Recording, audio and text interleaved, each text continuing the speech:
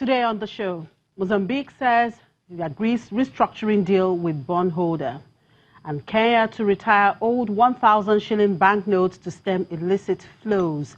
Plus, South Africa's ABSA PMI drops in May. Hello and welcome. Thank you for joining us on Business Incorporated. I'm Chimizi Obi Iwagwa. Let's get the show started now with the markets. And it looks like a good start for most markets in Africa except Nigerian market, which traded negative at intraday. The Jersey index in South Africa was up 0.73% at intraday. The EGX 30 in Egypt also gained 0.62%. However, the NSE index was down 0.47% at intraday. Kenya closed negative on Friday. And in the Middle East, it's all green across major Gulf markets at intraday. The Abu Dhabi index was up 2.82%, while Dubai's index was up 0.79%. Over in Qatar, the index was up 1.49%, while Saudi's index gained 1.22% at intraday. And as U.S. President Donald Trump and First Lady Melania Trump are in Britain as part of his three-day state visit to the UK. Ahead of his arrival, opposition leader Jeremy Corbyn criticized the president for unacceptable interference in the UK's political affairs after Trump's comments appeared to endorse Boris Johnson as the next prime minister. Well, let's get a sense of how Trump's visit is moving the markets in London. My colleague there, Juliana Olainka, joins us now from our London studios. Hello, Juliana. Good afternoon. Hi, Jimmy. Nice to hear from you. Sure. Well, Donald Trump is in the UK for a three-day state visit. How are markets there trading Trump's visit and, of course, his comments? Well, I must say, Jimmy, Donald Trump has been here for less than 6 hours and already he's causing major tension. There's a strong whiff of anti-Trump sentiment here in the UK and lots of major protests have been planned. And this doesn't just involve the public. This includes negative statements that have been said against him by the leader of the opposition, Jeremy Corbyn, also the Labour leader, and the Mayor of London, Sadiq Khan. Trump has just this afternoon referred to the Mayor as a dumb and incompetent stone-cold loser. That's his words, not mine.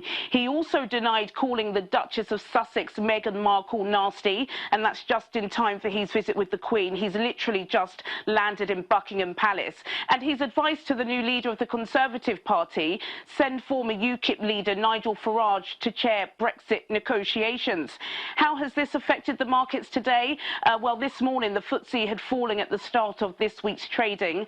The FTSE all-share down 0.48%, the FTSE 100 down 0.44%, and the FTSE 250 also down at 0.77%. A similar situation, Jimmy, with the currencies. Currently, the sterling is down 0.06% on the dollar. £1 will get you $1.26. The pound to euro exchange rate also down by 0.02%. £1 will get you €1.12, and no changes on the Japanese yen. £1 will get you just short of 137 yen.